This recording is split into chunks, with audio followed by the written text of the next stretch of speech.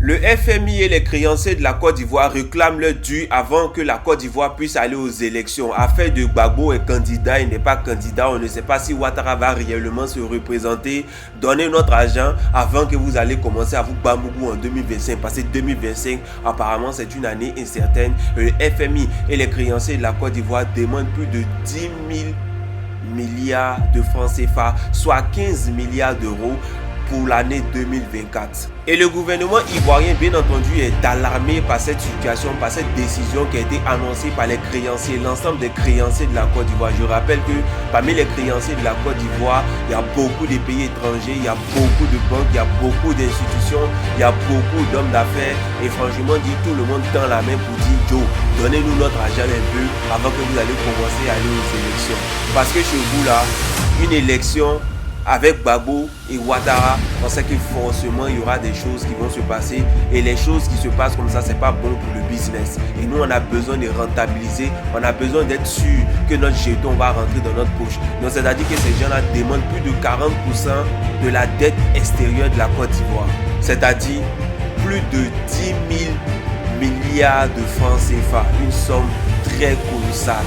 Quand on sait que la Côte d'Ivoire est un pays qui s'endette tous les 3 mois, quand on sait que la Côte d'Ivoire a besoin de s'endetter pour pouvoir ajuster ses dépenses, quand on sait que pour seulement 2,8% de la population ivoirienne, c'est-à-dire que les salariés, les fonctionnaires, l'État ivoirien est obligé de s'endetter chaque année pour pouvoir payer ces gens-là, pour pouvoir financer des projets, franchement dit, c'est vraiment difficile de dire qu'ils vont rembourser plus de 10 000 milliards de francs CFA en seulement une année.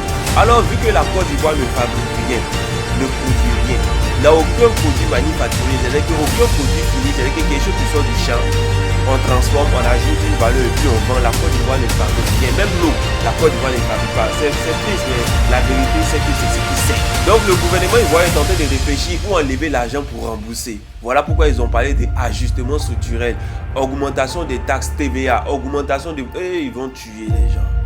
C'est-à-dire que 2024 là, jusqu'en 2025, vous allez lire. Pendant combien d'années j'ai fait des vidéos où j'ai parlé, où j'ai interpellé la population ivoirienne. J'ai dit que c'est bien de construire 10 km de goudron, mais c'est bien aussi qu'au bout des 10 km là, il faut mettre une usine, il faut mettre quelque chose. Il faut mettre quelque chose où on peut enlever l'argent. J'ai parlé à faire des ponts. Les gens m'ont dit, oh Benito, tu es en train de parler des ponts. Pont là, ça va devenir un secteur touristique de la Côte d'Ivoire. Bon, allez là, on parle de plus de 10 000 milliards. Le pont là donne combien? Dans 10 000 milliards là, pourquoi on rembourse ça? J'ai parlé de la canne. J'ai dit, on a plus de 1 milliard de dollars pour mettre dans la canne. Et tout ce qu'on a reçu, c'est 7 millions de dollars.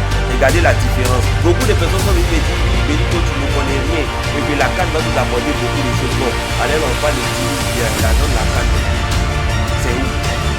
Venir rembourser les 10 000 milliards.